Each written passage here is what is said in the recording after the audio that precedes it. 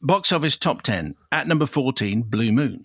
Which I thought was kind of interesting. I mean, Richard Linklater, it's funny because I said Richard Linklater is incredibly productive. He turns these films, because there's a whole other film already backing up. And then somebody sent a message in saying, productive?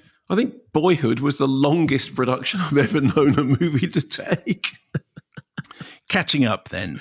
Number 10 is The Choral. Which I thought was fine. I'm very glad that we had such nice correspondence about people's experience of seeing it on Remembrance Sunday. I thought it was fine. Tia Ishq Mine at 9. Yeah, this wasn't press screened. This is a Hindi language musical romantic drama, which is a spiritual sequel to Ranjana. If anyone's seen it, let us know because it wasn't press screened. A Paw Patrol Christmas at 8. Well, if you go to see a Paw Patrol Christmas, you know exactly what the film is. This is now in its 4th week in the top 10. And I think this falls into the category that we've talked about a lot, which is if it gets your kids used to the idea of going to the cinema, then good for it. Predator Badlands is at number 7. Which has sort of slightly, I mean, look, I think it's fine. I keep bumping into critics who go, yeah, we were really down on that movie. I wasn't really down on it. I think I read it's taken more than any other Predator film. Well, because it's the certificate. Because it's a 12A certificate. There's a kind of just a simple, economic maths built into this. More people are able to go and see the film.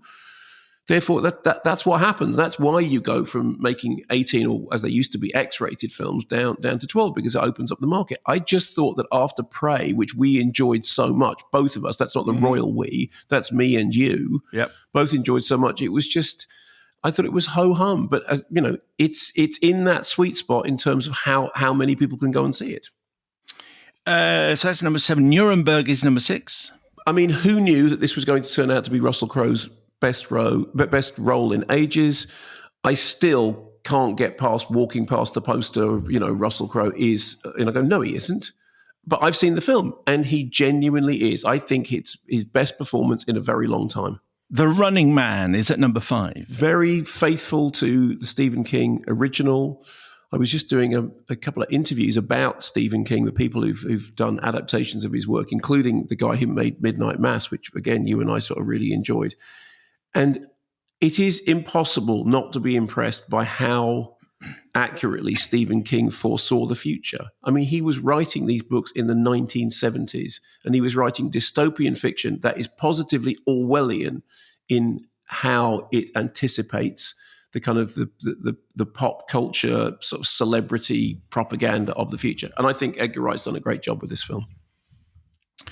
Number 4 is Pillion. So here's an email from Kieran. Yes. Dear Sub and Dom, in last week's discussion of Pillion, Mark made the point that in sub-dom relationships like the one depicted between Harry Melling's Colin and Alexander Skarsgård's Ray, it's in fact the sub who holds the power, and these relationships require clear boundaries of consent to be set up. So are often healthier than traditional relationships.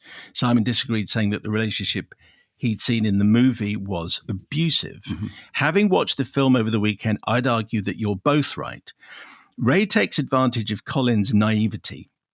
He does not give him the opportunity to set up. By the way, I thought we were both, I didn't think we were kind of disagreeing enormously. No, I don't think we were. You were just more comfortable with it. Anyway, he does not give him the opportunity to set up boundaries at the beginning of the relationship and is dismissive of Colin's later attempts to initiate such conversations. For me, a key sequence was when they go to the countryside with a few other dom-sub couples. Here we see glimpses of the other doms showing affection for their subs in a way that Colin never receives from Ray. Colin begins to see that there is a more healthy way for this kind of relationship to be maintained, and the events of the final act show that Pillion is a story about learning to communicate and set boundaries. Overall, I thought writer-director Harry Lighton did a brilliant balancing act of shining a light on a subculture not often seen on screen in a generally sympathetic way, whilst also showing how such a relationship can fall into trouble if there isn't proper communication, as can happen with any relationship. It's also an incredibly funny comedy. I have to say I found Simon's attitude on the podcast to be unfairly prudish and dismissive, as once you can get past the fact on the surface Colin and Ray's is a very different kind of relationship to what you might be familiar with, then there's plenty in Pillion for everyone to relate to. Tinkety tonk, and see you behind Primark at 5 p.m. That's Kieran. Well, I think, prude is an interesting word. It's inherently dismissive, obviously, meaning excessively prim or a demure woman. So its origins are somewhat suspect as a word. My basic position was that Colin's mother was right across the table, because if you imagine that Colin's character was a young woman as opposed to a young man, it feels like it's a relationship where coercive control is taking place. And you said last week, as I remember, Adam Mars-Jones, you'd had a conversation with, and it's based on his book. And in the book, the relationship is even more cruel. So therefore, it is a cruel relationship. So I think what I was reacting to was that. And that is, and when you see, and there'll be many people listening to this who have friends who have got into coercive control relationships, or they have children or friends of the family where a relationship has clearly been suffering from coercive control. And then you have to speak up and speak out, exactly as Colin's mother does. And because of that unhealthiness, I think that's why I reacted the way that I did. Yeah, I think there's two things to say here. The first thing, I don't think for 1 minute you were being prudish, because I think one of the reasons that Pillion is interesting is that in terms of the way in which the BDSM relationship is portrayed, one part of that relationship is familiar with the ground and has clearly been doing this for a while, and the other partner has not yet figured out whether or not this is actually what they want. And I think that's exactly what gives the film that sense of uncomfortableness. And I think one cannot dismiss it, and one's not meant to dismiss it. The point about the film is it is a discussion about how one arrives at a point of consent. Now, by the very end of the film, and by the end of the film, I mean the very, very end of the film, that point of consent may have been arrived at. But up until that point, it hasn't. And I think if you don't feel uncomfortable, you are missing a key part of the drama, which is it is about, hang on, until you have an equal partnership in which both people involved in this relationship are on exactly the same page, it is uncomfortable. And that's why the mother says, I think you're a C word. Mm-hmm. And I think that's perfectly fair. I don't think for 1 minute that you're being prudish. I think, to be honest, you are incredibly open-minded, because in the course of this job, which I kind of forced you into by the fact that, you were working in pop music and I was working in film, and then we ended up doing a film show, you've seen a staggering array of movies, which I think you probably, wouldn't immediately have chosen to pile into the cinema. Yes. And you've always gone in with an open mind. So I don't think you're a prude at all. I think it's also interesting that the very word prude is sexist. Yes, I didn't know that, but that makes perfect sense. So the definition of prude is excessively prim or demure woman. Mm-hmm. Obviously, the meanings change, sure. So, that was it in origin. Anyway, number three, now you see me, now you don't. Wish you hadn't.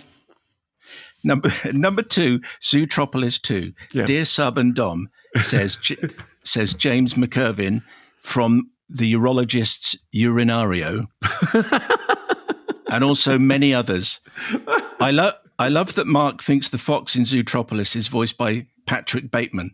I agree. If that were the case, it would definitely make it more commercial and therefore more satisfying. You said Patrick Bateman rather than Jason Bateman. Oh no! Oh my! Did I say that? I didn't know.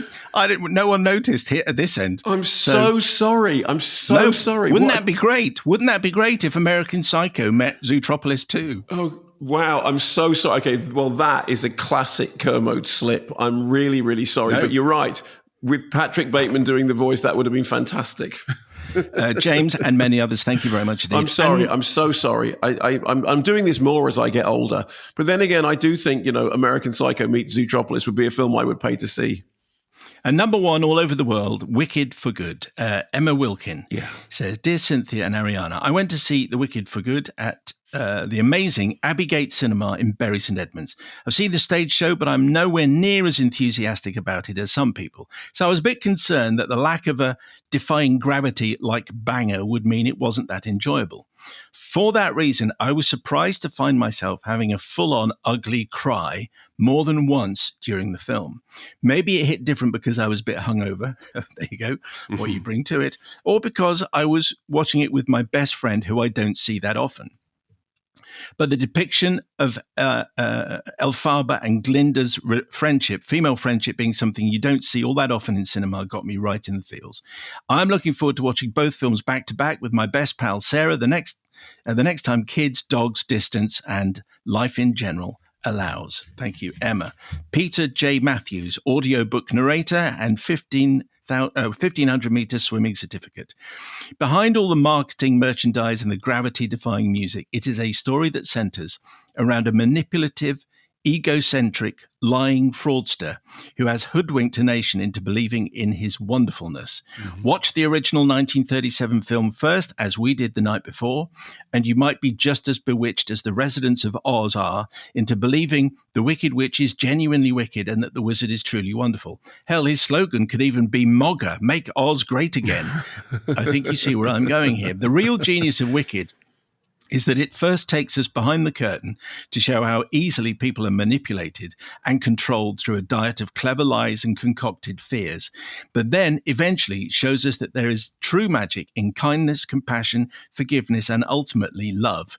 That this colossal franchise has managed to largely avoid accusations of wokeness and being political, in inverted commas, while subtly but firmly pointing its long green finger at the current charlatan wizards of nationalism and populism cowering in their emerald bunkers and ballrooms, this is a long sentence, all the while championing diversity and inclusion in its casting, is a testament to just how incredibly good Wicked is and ultimately the power of great storytelling. Gasp for breath. Tinkety-tong, up with witches and down with witch hunts, up with goats, down with scapegoats. Peter J. Matthews. Well, that's Wicked at number one. Yeah, I mean, I'm completely on board with that comment. It's funny, one of my favourite lines in The Wizard of Oz is when Dorothy says, "You're a very bad man." And he says, No, I'm a very good man. I'm just a very bad wizard. And then, of course, in the case of Wicked, it's like, no, he is a very bad man.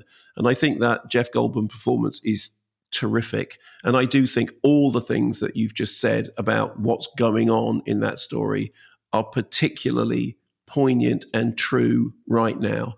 And I think Make Oz Great Again is... So what does it do that has meant that it hasn't become the target, as our correspondent Peter says? No one, as far as I can see, not that I inhabit these circles, no one is saying Wicked, it's just too woke. Well, the comparison that I would draw would be with It's a Wonderful Life. It's a Wonderful Life is a film that everybody thinks about now. They love it and they think it's a Christmas staple. That was largely due to it playing on television when it became a kind of Christmas staple, because Frank Capra said he never thought it as that. But that film was investigated by the House Un-American Activities Commission. Wow. Because they decided that it was anti-bankers and pro-communist, and it would inspire dissent. Despite the fact that it was hauled up before the HUAC, nobody thinks of It's a Wonderful Life like that. And yet it is a modern parable about, decency and goodness, and about a small town being overtaken by a horrible financier who turns this place of, Bedford Falls into Pottersville. And suddenly it becomes a horrible parable about capitalism and greed. But people don't think that. They think it's a great film. And every time a bell rings, an angel gets its wings. Why? Because it's so wrapped up. And I think the really interesting thing with the House Un-American Activities Commission is they were right. I mean, there was no reason to haul the film up before them, but all the things that they ended up concluding, you go, yeah, that is what it says. It says greed and capitalism is not a good thing. But of course, it does it in a way that's completely palatable because it's such a great film. And I think I have not seen the stage show of Wicked. I've just seen the two films, and I've been very impressed by both of them. And I love the fact that diversity and that rebelliousness and all that stuff is hardwired into the matrix of those films.